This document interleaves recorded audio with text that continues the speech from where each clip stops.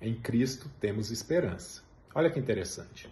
Um estudo feito no ano de 1942, publicado nesse ano pelo fisiologista Walter Cannon, norte-americano, tratou do tema sobre a morte voodoo.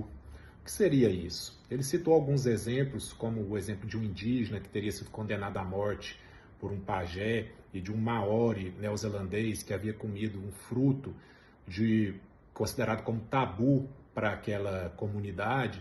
E essas pessoas, por pressentirem a própria morte antes do advento verdadeiro mesmo do fato da morte deles, acabaram morrendo precocemente, previamente, e ele considerou isso como, denominou isso como morte voodoo e quis entender o porquê dessa morte súbita, né, em relação a pessoas que tinham então uma desesperança, né, uma certeza de que iriam morrer e ficaram então desiludidas e desesperançosas.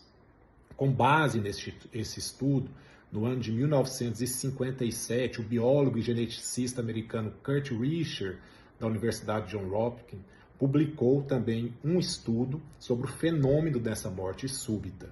E ele utilizou ratos, ainda que de forma hoje nós vemos até um pouco cruel, mas ele pegou grande quantidade de ratos de laboratório e colocou em tubos de água onde esses ratos não conseguiam sair por si mesmos. E esses ratos morreram, todos eles, ali por volta dos 15 minutos depois desse teste de cansaço e tudo mais em relação à desesperança.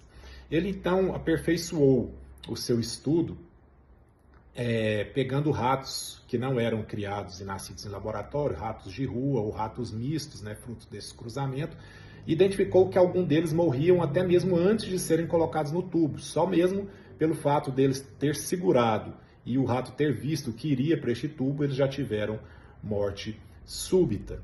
E também ele viu que, uma vez ele tirando algum desses ratos que estavam ali nadando há algum tempo e tratando e cuidando e dando esperança a eles, e depois retornando esses ratos para estes tubos, esses ratos, muitos deles nadaram por muitas horas a fio, casos até de 81 horas que esses ratos sobreviveram, demonstrando então que, uma vez dado a eles a esperança, as suas forças eram renovadas. E é isso que nós temos que aplicar para a nossa vida em relação a Jesus Cristo. Ainda que estivermos passando pelo vale da sombra da morte, devemos crer que Cristo está conosco e Ele não nos desampara.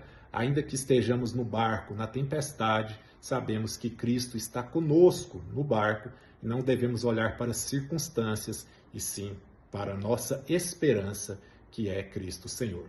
Aconteça o que acontecer conosco, tenhamos fé, tenhamos esperança, lutemos, sobrevivamos, porque Cristo é a nossa esperança. Amém.